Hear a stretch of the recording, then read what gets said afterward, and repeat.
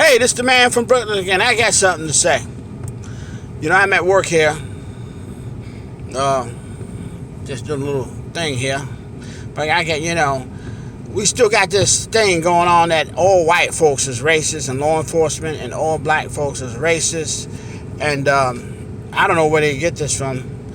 Well, I work with all kind of nationalities. And I don't remember seeing, if I sat there and see and judge all white folks as racist, I would be able to work with them. Well, you got poor whites out here and poor blacks just like everybody else trying to make a living. And you got a certain group where we bring up slavery. I never was a slave. I don't know what they're talking about. Nobody never depressed me that way. And I'm tapping off somebody else that brought this topic up, Terrence Williams. Tapping off him. He's a young fella out there promoting equality. And I don't know no slave ever getting a check. I had to agree with him. But I'm tapping off on the law enforcement side that all whites is racist cops. Well, let me tell you something. All whites is not racist cops. They out here to do the job and make a living like everybody else. I have worked with many nationality cops and that are racist. So you blacks and you whites out there, stop judging cops as they all racist. I don't know where y'all get this from. It wasn't for law enforcement, you would have no protection out here in the United States. And there would be anarchy in the world, and then you'd be out here shooting one another. Correction, like them videos they make, that's crazy, that you having riots and coups and all this other stuff.